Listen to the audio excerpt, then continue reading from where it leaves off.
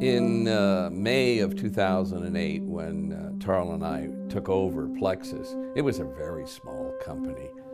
I mean, we had a couple of products, but the thing that bothered us is we had a terrible comp plan. It was called a binary. And if you look at a binary, it looks like, wow, this would be easy to do. It's got two legs, you load those up and you're in business, but you gotta have the legs balanced to some degree. And when you really get into studying a binary, it's a win for the company, and it's not a win for the average distributor that's in the business. So Tarl and I got to work and did some research and found a plan. We thought, now this one is way better and it's fair. It was called a forced matrix. So all excited that we'd found the answer to replace the binary, I took off for Canada. And I land in Seattle, which was my first stop, and Tarl's on the phone. Guess what? I just did some more research on the force matrix, and if you project it out, it just dies on itself. It won't work. So I am discouraged beyond, what are we gonna do? So the next day I had lunch with one of our executives that was with the company in Seattle, and told him the situation. He says, well, what are you going to do? I said, I really got no idea at this point. He says, well, let me ask you another question. What are you trying to accomplish with a comp plan? So I hauled out a piece of paper and I started writing down a list of things that I wanted in a comp plan. It had to be fair to people. It had to pay people properly. It had to provide incentives so that they would be encouraged to build their business correctly.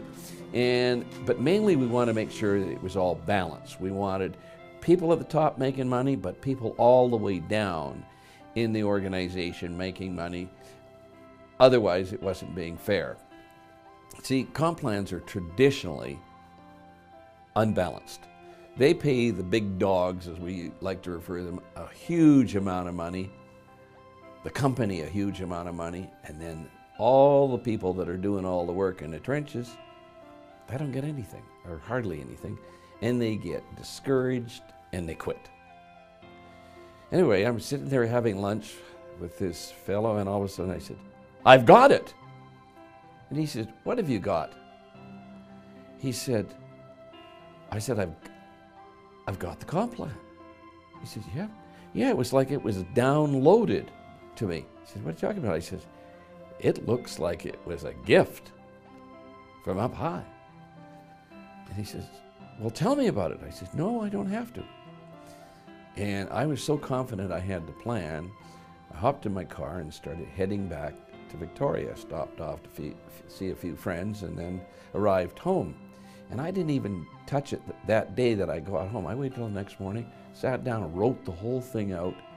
And while we've made some improvements and changes to it, it is basically what we have today is the same comp plan that got downloaded to me that day at lunch in Seattle.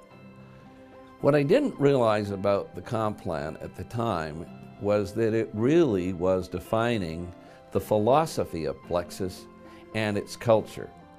I mean, every company out there says, oh, we're different.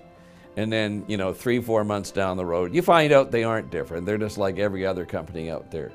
When we said we're different, we meant it. And we continue to prove that each and every day. You see, we want you to succeed. And I don't care how many other plans you've tried and how many other companies, we want you to come on board here because we want you to be successful. We want you to get to the point where you can enjoy financial freedom. That's the kind of comp plan and that's the kind of company we are. Back in 2008, when Tarl and I first took over Plexus, we were determined to do network marketing as it could be done and should be done. And guess what? We've done it. And our dynamic growth proves it. Welcome aboard.